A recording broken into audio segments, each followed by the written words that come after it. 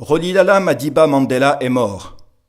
Prix Nobel de la paix contre l'apartheid en Afrique du Sud, Nelson Mandela était considéré comme un terroriste par le gouvernement et comme un guerrier en lutte pour la paix par le peuple.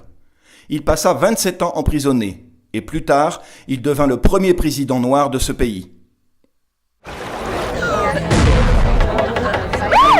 J'ai pas bien compris. Est-ce que tu peux tout dire d'une autre façon? Il y a longtemps, très longtemps, la population d'Afrique du Sud, un pays du continent africain, a vécu l'apartheid. Ce mot signifie séparation. Par ordre du gouvernement, dans ce pays, on séparait les Blancs, les Métis, les Indiens et les Noirs, qui représentent la majorité de la population jusqu'aujourd'hui.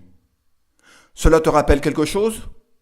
Oui, cette séparation n'était rien moins que le racisme. Pour la culture africaine, le mot apartheid signifie vie séparée. Rolihlahla Madiba Mandela est le vrai nom de Nelson Mandela, l'homme qui a dédié sa vie à lutter contre cette politique de ségrégation raciale. En plus de séparer, l'apartheid refusait aussi à toutes les personnes qui n'étaient pas blanches les droits politiques, économiques et sociaux, comme le simple droit d'aller et venir.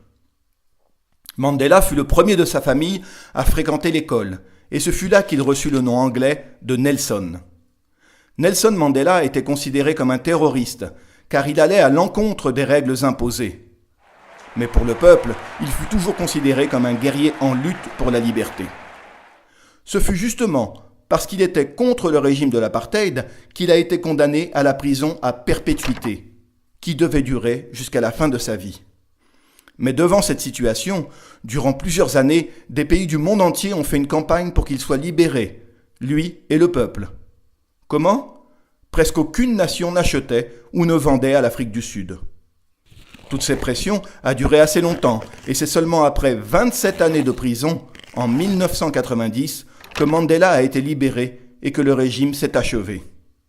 Ah, en 1993, ce grand leader a reçu, en même temps que son vice-président, Frédéric Willem de Klerk, un important prix, le Nobel de la paix.